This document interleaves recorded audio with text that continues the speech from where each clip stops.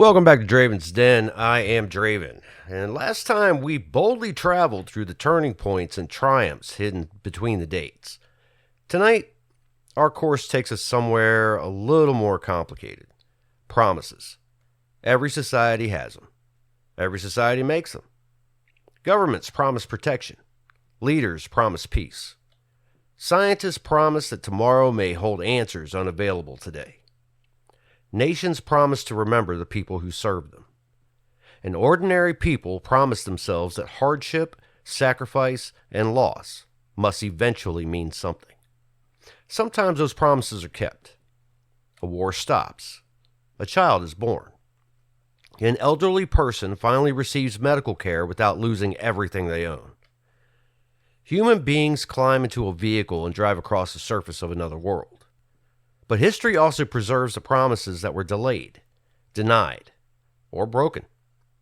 Young soldiers march into battle expecting a short war and discover years of bloodshed waiting for them. And ancient civilizations' achievements are presented to the world as though local people had somehow forgotten they existed.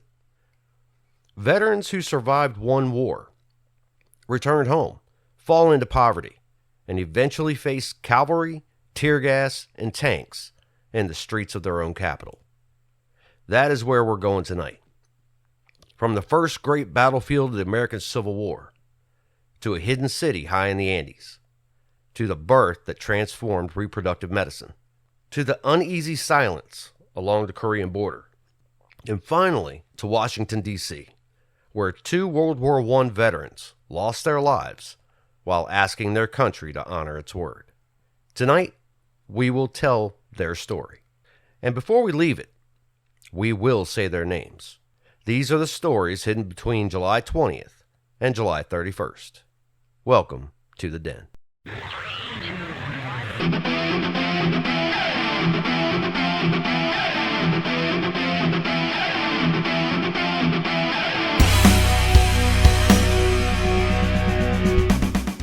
July 21st, 1861.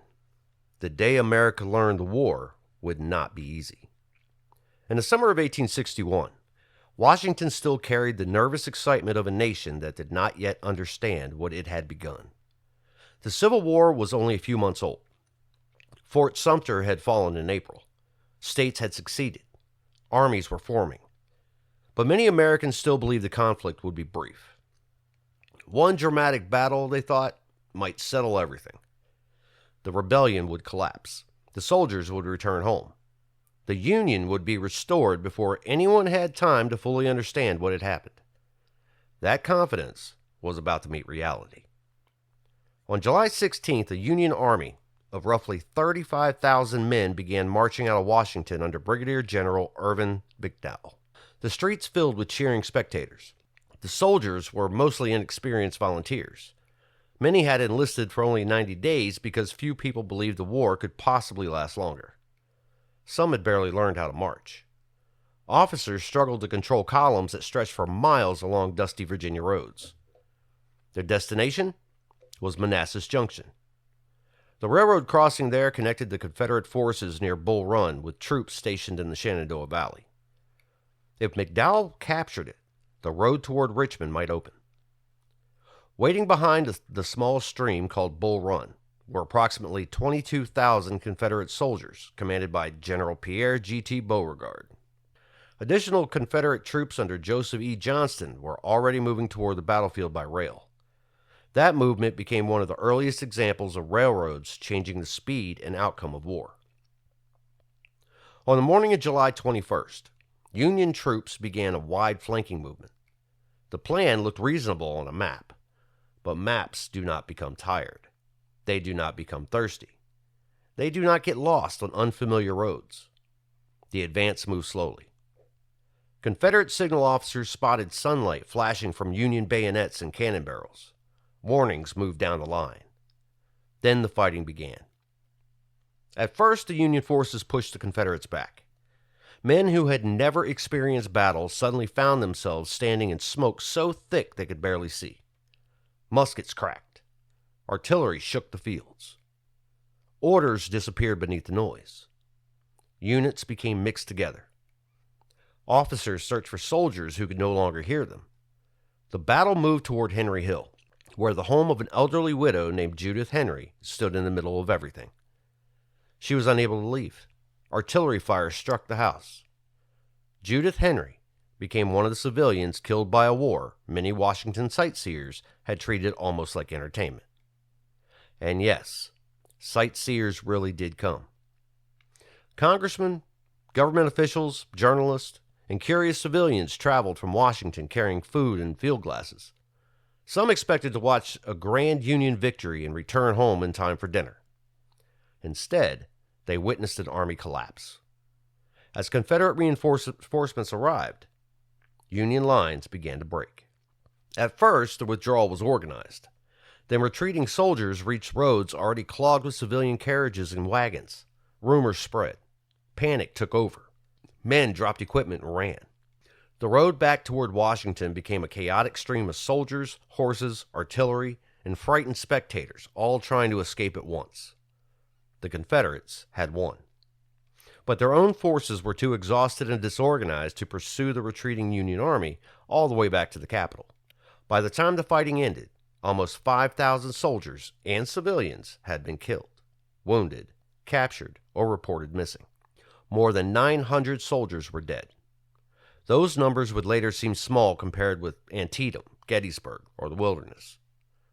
But America had never seen anything like it.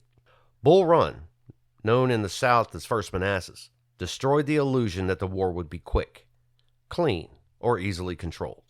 The young men who had marched out beneath cheering crowds returned exhausted, humiliated, and permanently changed. The nation had made itself a promise. One decisive battle would settle everything. On July 21st, 1861, that promise died in a Virginia field. 3 days later on our calendar, we leave the smoke of Virginia and climb high into the mountains of Peru. There, another story reminds us that history is not always discovered by the person who receives credit for finding it. Sometimes the past was never truly lost. It was simply unknown to the outside world. July 24th, 1911. The city that was never really lost. Hiram Bingham was not an archaeologist, in the way we might imagine one today. He was a historian and lecturer from Yale University, fascinated by the final years of the Inca Empire. He traveled to Peru searching for Vilcabamba, the last refuge of Inca rulers who had resisted Spanish conquest. The landscape he entered was difficult, beautiful, and unforgiving. Deep valleys cut through the Andes. The Urubamba River twisted below steep mountain ridges. Clouds moved through forests so thick that stone walls could disappear beneath vines and trees. Bingham had heard reports of ruins scattered through the mountains. But the phrase lost city needs to be handled carefully. Machu Picchu was not unknown to everyone. Local farmers and families knew the ruins were there. Some used the ancient agricultural terraces. People living in the region guided outsiders through a landscape that was home to them, not an empty wilderness waiting for a foreign explorer to give it meaning. On July 24, 1911, local residents directed Bingham toward a ridge above the Urubamba. The climb was difficult. Rain had fallen. Vegetation crowded the trail. Bingham moved upward with local assistance and a Peruvian police escort. Eventually, through the jungle growth, stone began to appear. Terraces, walls, stairways. Buildings constructed from blocks fitted so tightly that mortar was unnecessary. The ruins stretched across the narrow mountain ridge between towering peaks. Some families were farming among them. For Bingham, the sight was astonishing. For the local people guiding him, it was a place they already knew. The city had likely been built during the height of the Inca Empire in the 15th century. Its exact purpose remains debated, though many scholars believe it was connected to the Inca ruler Machu Picchu and may have served as a royal estate, ceremonial center, or both. The Spanish never destroyed Machu Picchu because they apparently never found it. Over time, forest growth concealed much of the stonework from distant view. Bingham initially believed he had located Vilcabamba. He was wrong, but he understood immediately that the site was important. He returned with larger expeditions. Vegetation was cleared. Buildings were photographed and mapped. Objects were removed for study on agreements that later became the subject of long disputes between Peru and Yale. Articles and photographs brought Machu Picchu to international attention. It became one of the most recognizable archaeological sites on Earth. But perhaps the most important correction we can make tonight is this. Hiram Bingham did not discover an empty city forgotten by humanity. He reached a place local people knew, guided by those people, introduced it to a wider international audience. That difference matters. History has too often celebrated the outsider who arrived with a notebook while ignoring the people who preserved the knowledge, knew the trail, and pointed the way. Machu Picchu is not remarkable because an American saw it in 1911. It is remarkable because the Inca built it centuries earlier, because its walls survived earthquakes, weather, political collapse, and time, and because generations of local people lived within sight of it long before the rest of the world learned its name. Some promises are made to the future. Others are owed to the past. One of those promises is to tell the story accurately and remember everyone who carried it forward. The following day brings us from an ancient city to a modern hospital, from stones that survived centuries to a child whose birth proved that science could create new possibilities for families who had nearly lost hope. July 25th, 1978. The baby the world was waiting for. For 9 years, Leslie and John Brown tried to have a child. Leslie's fallopian tubes were blocked. At the time, that usually meant the couple would never conceive naturally. Today, in vitro fertilization is familiar. Many of us know families whose lives were changed by it. But in the 70s, IVF was experimental, controversial, and surrounded by fear. Newspapers used the phrase test tube baby. Some critics warned that science was interfering with nature. Others imagined laboratories manufacturing human beings. Behind those headlines were real couples quietly living with disappointment. Each month brought hope, then loss, then another appointment, another procedure. Another reminder that something many people experience naturally remained just out of reach. Physiologist Robert Edwards had spent years studying human fertilization. Gynecologist Patrick Steptoe had developed expertise using laparoscopy to retrieve eggs from the ovaries. Embryologist and nurse Jean Purdy worked alongside them, monitoring the developing embryos and helping transform theory into actual clinical treatment. Their work faced skepticism and repeated failure. Embryos did not develop. Pregnancies did not continue. Funding was difficult. Criticism was constant. Then Leslie Brown entered their program. Doctors retrieved an egg from her ovary. It was fertilized outside her body with John's sperm. The developing embryo was then transferred into Leslie's uterus. At this time, the pregnancy continued. The medical team maintained secrecy. The Browns faced extraordinary public attention. Reporters attempted to follow them. The hospital prepared for a birth that would be watched around the world. At 11:47 p.m. on July 25, 1978, Louise Joy Brown was delivered by cesarean section at Oldham General Hospital. Louise Joy Brown, my apologies. She was healthy. That simple fact mattered more than anything else. Louise was not a scientific curiosity. She was not a manufactured human being. She was a baby, a daughter, a child born to parents who had waited nearly a decade to meet her. Her birth proved that human IVF could move from theory to reality. In the years that followed, the procedure improved.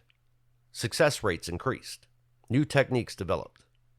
Millions of children have since been born through IVF and related fertility treatments. Robert Edwards eventually received the Nobel Prize for the development of the therapy. Patrick Steptoe did not live long enough to share the award. Jean Purdy's essential contribution was overlooked for years before receiving wider recognition. The breakthrough did not belong to one person. It belonged to a team that endured failure after failure, and to a family willing to trust them. Science is often described as a search for knowledge. But for Leslie and John Brown, it was something more personal. It was the sound of their newborn daughter breathing. It was the weight of a child placed in their arms. It was a promise they had almost stopped believing could be kept. 2 days later on the calendar, another long wait came to an end. But this time, nobody was celebrating a new life. They were counting the dead and hoping an unsigned future might be better than the war behind them. July 27, 1953. The war that stopped without truly ending. The Korean War began on June 25, 1950, when North Korean forces crossed the 38th parallel and moved south. Seoul fell. United Nations forces, led primarily by the United States, entered the war in support of South Korea. The front moved down the peninsula, then back north, then south again, after Chinese forces entered the conflict. Cities changed hands. Families were separated. Soldiers fought through bitter winters, steep mountains, flooded valleys, and battlefields whose names remained etched in military history. Pusan, Incheon, Hosen Reservoir, Heartbreak Ridge, Pork Chop Hill. By 1951, the front had stabilized near where the war began. But the killing continued for 2 more years. Negotiations opened while soldiers still fought. The talks became the longest negotiated armistice process in history. 158 meetings, 2 years and 17 days. Delegates argued over territory, prisoners of war, repatriation, and the location of the dividing line. Meanwhile, men kept dying for hills that could be captured, lost, and captured again. Then came July 27, 1953. At 10 o'clock in the morning in Panmunjom, Lieutenant General William K. Harrison, Jr., representing the United Nations Command, and General Nam II, representing North Korean and Chinese forces, sat at separate tables. They barely acknowledged each other. 18 copies of the agreement were signed in Korean, Chinese, and English. The document suspended open hostility. It created a buffer zone, approximately 4,000 meters wide, the demilitarized zone. It established procedures for prisoners and created commissions to monitor the troops. At 10 o'clock that evening, the guns were supposed to fall silent. For soldiers at the front, the final hours must have felt almost unbearable. Everyone knew the ceasefire was coming. Everyone also knew a bullet fired 1 minute before 10 could kill just as surely as one fired 3 years earlier. Then the hour arrived. The artillery stopped. Silence moved across the front. But the Korean War did not end with a peace treaty. The armistice was a military agreement. North and South Korea remained separate. The division that cut through families, villages, roads, and lives remained in place. It remains in place today. Millions of soldiers and civilians died during the conflict. More than 36,000 Americans were among the dead. Nearly 1.8 million Americans served in Korea. Many returned to a country already turning its attention elsewhere. The Korean War became known as the Forgotten War. But there was nothing forgettable about it to the people who fought there, or the families who waited for someone who never came home. President Dwight Eisenhower told Americans that the agreement represented an armistice on one battlefield, not peace throughout the world. That distinction still matters. A ceasefire is a promise to stop shooting. Peace requires something more. On July 27, 1953, one promise was kept. The guns fell silent. The larger promise remains unfinished. The following day takes us to Washington, D.C. No foreign army was approaching. No enemy had crossed the border. The men waiting there had once worn American uniforms. They had crossed an ocean to fight in France. Now they were hungry, unemployed, and asking the country they served to honor a promise. July 28, 1932. The day America turned its army on its veterans. To understand the bonus army, we first need to understand the word bonus. It sounds like a gift, something extra, something handed out as a reward. But the veterans who came to Washington in 1932 did not see it that way. During World War I, civilian workers often earned far more than enlisted soldiers. After the war, veterans organizations pushed Congress to compensate service members for some of those lost earnings. In 1924, Congress passed the World War Adjusted Compensation Act. Veterans received interest-bearing certificates based on their military service, but there was a catch. The certificates could not be redeemed until 1945. At the time, that seemed far away but manageable. Then the economy collapsed, banks failed, factories closed, farms were lost. By 1932, roughly 1/4 of the American workforce was unemployed. World War I veterans were among those sleeping in shelters, standing in bread lines, and watching their children go hungry. They possessed certificates promising future payment. What they needed was food today. A veteran named Walter Waters helped organize a movement.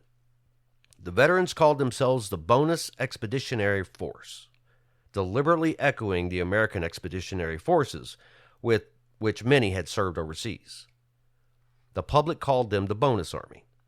They arrived from across the country.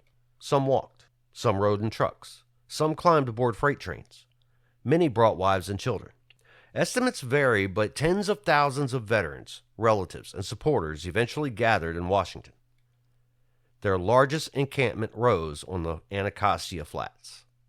They built shelters from wood, tar paper, scrap metal, cardboard, and anything else they could find. They created streets, kitchens, sanitary systems, a library, an internal police force. Military discipline remained part of their lives. Flags flew above the camp. And in a country where the armed forces remained segregated, the Bonus Army lived and marched as an integrated organization. Black and white veterans stood together because poverty had already ignored the color line. They had fought for the same country. Now they were asking the same country for help. The House of Representatives passed a bill allowing immediate payment. The veterans celebrated. Then the Senate rejected it. Many marchers returned home. Thousands stayed. The summer grew hotter. Officials became increasingly determined to remove them. On July 28th, police moved in to clear veterans from abandoned government buildings near Pennsylvania Avenue. What began as an eviction became a confrontation. Bricks were thrown. Police drew their weapons. Shots were fired. 2 veterans were fatally wounded. Then the United States Army entered the streets of Washington. Mounted cavalry moved along Pennsylvania Avenue with sabers. Infantry advanced with fixed bayonets. Soldiers wore gas masks and threw tear gas grenades. Light tanks rolled behind them. Some veterans initially cheered when they saw the soldiers approaching. They thought the army had come to support them. Then they realized the soldiers were coming for them. Families ran from the gas. Children choked. Veterans who had survived artillery and machine gun fire in France fled from American troops in the shadow of the Capitol. The downtown camps were cleared and burned. President Herbert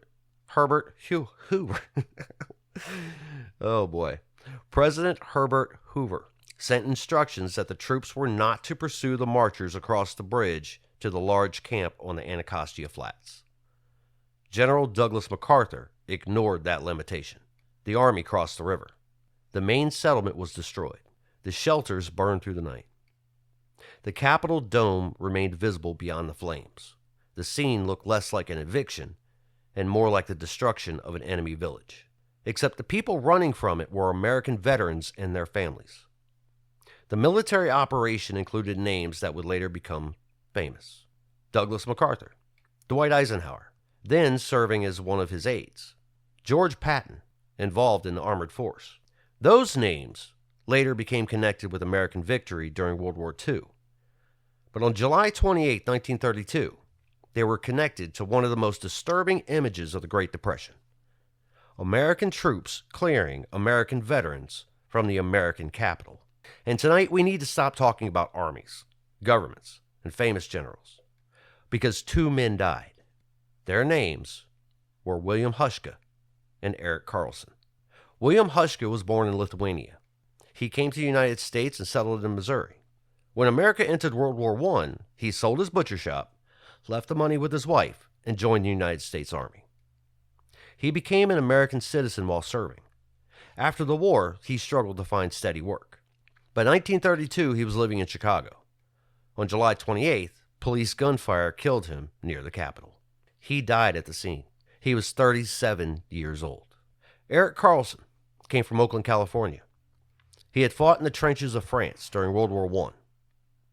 He survived that war. He survived the journey home. He survived the early years of the Depression. But he did not survive the demand that his government keep its promise. Carlson was mortally wounded by police fire and died 5 days later. Both men were buried at Arlington National Cemetery. Military honors followed the same deaths government force had helped create. So tonight, let's say their names again. William Hushka, Eric Carlson. Not two marchers, not two fatalities, not background figures in the biographies of men who later became generals and presidents. They were veterans. They were Americans. They were human beings who had already answered when their country called. And when they asked their country to answer them, they were met with bullets. The veterans did eventually receive early payment. In 1936, Congress authorized the release of the money over President Franklin Roosevelt's veto. The bonus army also left another legacy. The treatment of World War I veterans helped shape the determination that World War II service members would not return to the same neglect. The GI Bill offered education, housing assistance, and other benefits to millions of veterans after 1944. Though discriminatory administration prevented many black veterans from receiving those opportunities equally, progress came, but it came after fire, after gas, after tanks, after 2 graves at Arlington. There are stories we tell because they make us proud. There are others we tell because a country that refuses to examine its failures cannot honestly celebrate its achievements. The bonus army is one of those stories. A promise delayed until people became desperate. A protest answered with force. And 2 men whose names deserve to be remembered whenever we speak about what a nation owes those who serve it. 2 days later on our calendar, another president placed his signature on another promise. This one concerned something nearly every family eventually faces: illness, age, and the fear that medical care may cost more than a person can possibly afford. July 30th, 1965. The day health care became a promise. Before Medicare, growing old in America could be financially terrifying. Private insurers often considered elderly people too expensive to cover. Age brought greater medical needs at exactly the time many people stopped earning regular wages. A serious illness could consume a lifetime of savings. Families sold homes. Relatives took on debt. Some older Americans delayed treatment because they simply could not pay for it. The idea of national health insurance had been debated for decades. President Harry Truman had supported a broad plan after World War II. It failed. The political opposition was intense. Critics warned about government control of medicine. Supporters argued that a wealthy nation should not force elderly citizens to choose between medical care and financial ruin. The debate continued through the Truman, Eisenhower, and Kennedy years. Then Lyndon Johnson became president. After his landslide election in 1964, the political landscape changed. Congress passed amendments to the Social Security Act, establishing Medicare and Medicaid. Johnson chose to sign the legislation somewhere deeply symbolic, not at the White House, at the Harry S. Truman Presidential Library in Independence, Missouri. On July 30th, 1965, Johnson sat beside the former president who had fought for national health coverage 20 years earlier. With his signature, Medicare was created to provide hospital and medical insurances for older Americans. Medicaid created a federal-state partnership to support medical care for eligible low-income people. Johnson presented the first Medicare cards to Harry and Bess Truman. It was recognition that political victories often belong partly to people who fought and lost long before success became possible. The programs were not perfect. They would change repeatedly. Eligibility would expand. Costs would become the subject of constant debate. Patients, doctors, states, hospitals, and lawmakers would argue over how programs should operate. But July 30th changed what growing old meant in America. Medical insurance was no longer available only to elderly people, healthy or wealthy enough to attract a private company. The law also helped accelerate the desegregation of American hospitals, because facilities accepting federal Medicare funds had to comply with civil rights requirements. A signature could not eliminate illness. It could not prevent aging. It could not guarantee that every family would escape hardship, but it made a promise. Growing older should not mean being abandoned. Being poor should not automatically mean being denied care. Sometimes governments break promises. Sometimes, after decades of argument, they finally keep one. And then, on the final day of July, humanity kept a different kind of promise. The promise that reaching the moon was not the end of exploration. It was only the point where we finally had somewhere new to drive. July 31st, 1971, the day humanity took a car to the moon. Apollo 11 proved that human beings could land on the moon. Apollo 12 proved they could return and land with precision. Apollo 15 asked a new question. Now that we were there, how far could we go? Astronauts David Scott and James Irwin landed the lunar module Falcon near the Hadley-Apennine region, surrounded by mountains and a deep winding channel known as Hadley Rill. This was not a brief visit to a flat landing site. Apollo 15 was designated as a scientific expedition. The astronauts needed to travel farther than their spacesuits could comfortably carry them. The solution folded into the side of their lunar module, the Lunar Roving Vehicle, a lightweight electric car built to unfold on the moon. It had wire mesh wheels, individual electric motors, navigation instruments, seats designed for astronauts wearing bulky suits, and no steering wheel. The astronauts controlled it with a hand controller between the seats. On July 31st, 1971, Scott and Irwin deployed the rover. The first attempts were awkward. Parts had to unfold in the correct sequence. A steering system initially caused trouble. Dust covered everything. But eventually 2 human beings climbed into the car, on the moon, and drove away. The rover allowed Apollo 15 to travel farther, explore a wider range of geology, collect more samples, and carry equipment that would have been impossible to move by hand. Across 3 lunar excursions, it traveled just over 17 miles. That distance sounds ordinary on Earth. On the moon, it was revolutionary. Think about the line connecting that moment to the rest of history.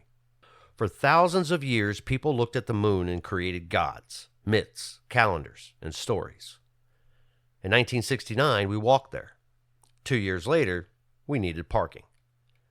The rover was left behind. It remains on the lunar surface, waiting in silence, beside tracks that may survive for millions of years. A machine built by hands on Earth, driven beneath a black sky. Proof that some promises grow larger every time they are kept. We promised to reach the moon. Then we promised to explore it. And on July 31st, 1971, humanity went for its first drive. All right, everybody, time to lighten up a little bit. And for my favorite segment, what the hell, people? Tonight's ridiculous true story begins with a pig. Just one pig. Not a dangerous pig. Not a military pig. Not even a particularly famous pig, until an international crisis formed around it. The year was 1859. The United States and Great Britain both claimed ownership of the San Juan Islands between the Washington Territory and Vancouver Island. The border treaty was vague. Americans began settling on land used by the British Hudson's Bay Company. British employees raised sheep and livestock. Everyone lived together with a quiet understanding that no one should do anything unbelievably stupid until diplomats settled the boundary. Then on June 15th, an American settler named Lyman Cutler found a pig eating potatoes in his garden. The pig belonged to Charles Griffin of the Hudson's Bay Company. It apparently had a habit of visiting Cutler's crops. Cutler had enough. He shot it. Now, a reasonable sequence might have gone like this. I'm sorry I shot your pig. You owe me for the pig. Fine, here's the money. End of crisis. Instead, the two men argued over how much the pig was worth. Griffin reportedly demanded far more than Cutler believed was reasonable. Cutler offered less. The dispute quickly stopped being about pork and became a question of sovereignty. British authorities threatened to arrest Cutler. American settlers demanded military protection. Brigadier General William Harney responded by sending soldiers under Captain George Pickett. Yes, that George Pickett, to San Juan Island. British warships arrived. More American soldiers followed. More British ships appeared. At one point, hundreds of American troops faced British naval guns because one man shot one pig for eating potatoes. Yeah. Commanders on both sides had enough sense not to begin firing.